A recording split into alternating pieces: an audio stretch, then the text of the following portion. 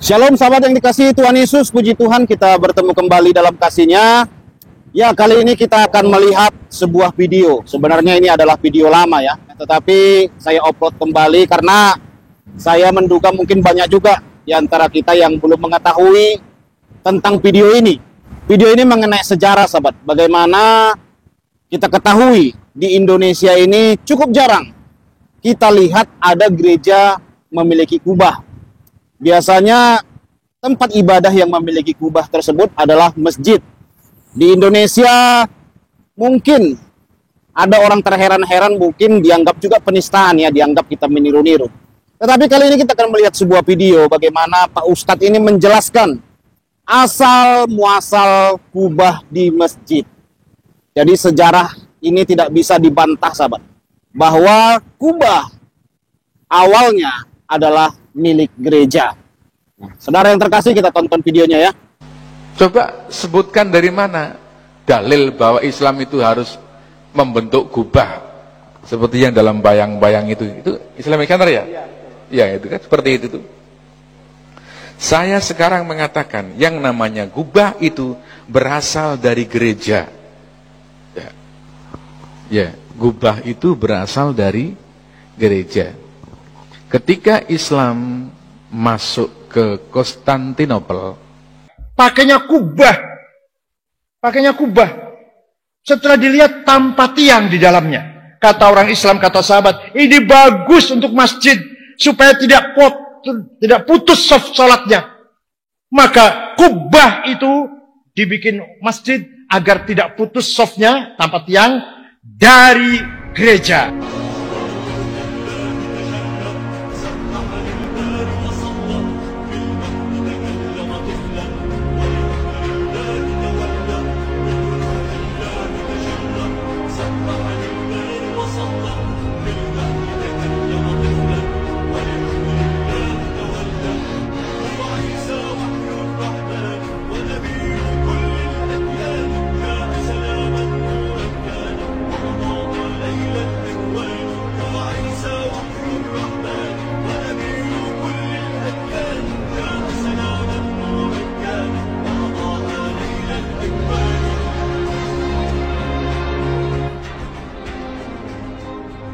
Nah sahabat yang dikasih Tuhan, Pak Ustadz sudah menjelaskan, dua orang pula ustadznya, dan kedua ustadz ini adalah ustadz yang sangat dihormati di Indonesia, menjelaskan asal muasal kubah itu dari gereja.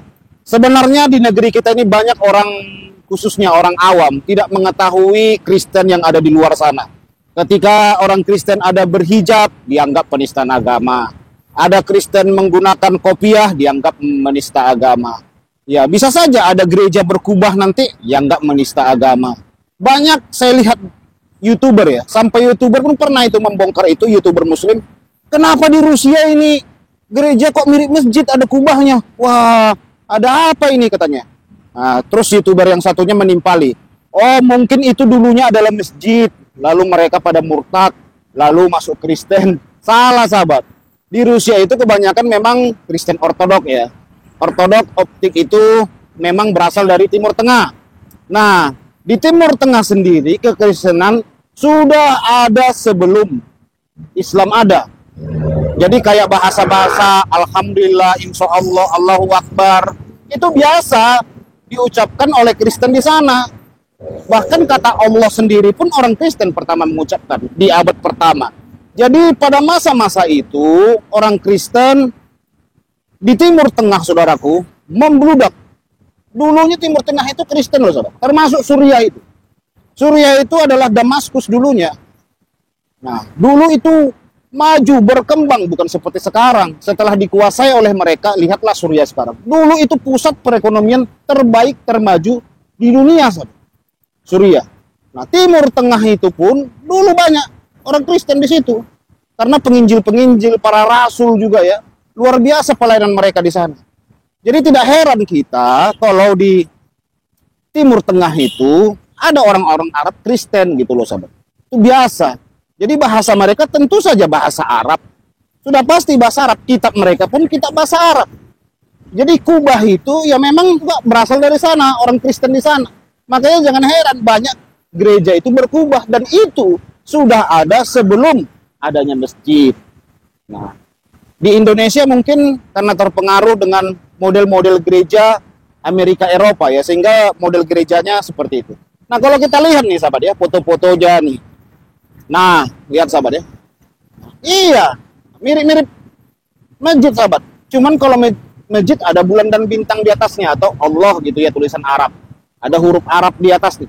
Kalau kita salib sahabat, itu perbedaannya. Makanya bukan penistaan agama kalau ada orang Kristen berhijab atau berkopiah. Ya tergantung alirannya. Saya pernah jumpa juga ada Kristen bercadar sahabat. Iya, Kristen bercadar. Heran kita ya.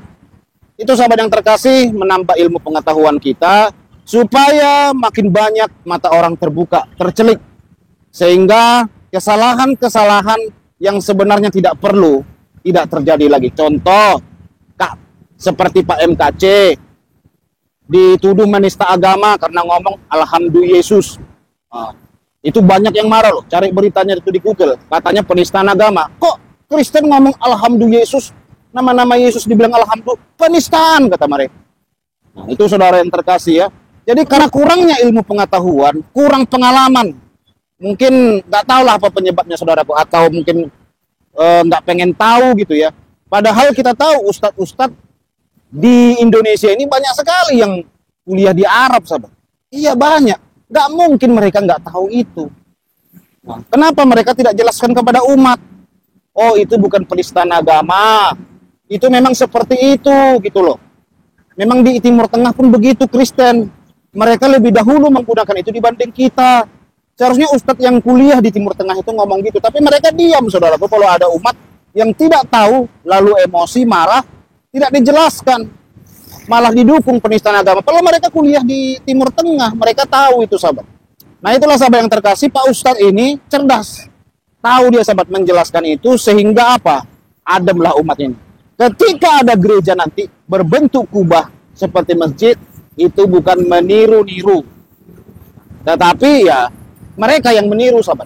Mereka meniru. Sesuai kata Pak Ustadz ini kan, mereka yang meniru. Nah, berhijab itu juga bukan kita yang meniru, mereka yang meniru sahabat. Jadi jangan dibalik-balik sejarahnya ya. Umpamanya lihat, oh gerejanya mirip masjid, bukan saudaraku. Kalau mirip masjid berarti masjid lebih dahulu ada kan gitu kan, perumpamannya kan saudaraku. Kan gitu. Seharusnya kan, oh masjid itu mirip gereja gitu loh. Loh berhijab, oh kok mirip orang Kristen Timur Tengah. Nah gitu saudaraku ya. Bukan kok berhijab mirip Islam, bukan begitu sahabat. Kalau begitu kalimatnya berarti orang Kristen yang meniru Islam, nah itu kan salah sahabat. Padahal hijab di sana itu adalah budaya sahabat. Oke sahabat yang dikasihi Tuhan Yesus, demikian yang bisa saya sampaikan pada malam hari ini. Saya akan melakukan perjalanan sahabat, doakan saya supaya sampai di tujuan dengan selamat. Tuhan Yesus memberkati kita semua. Shalom.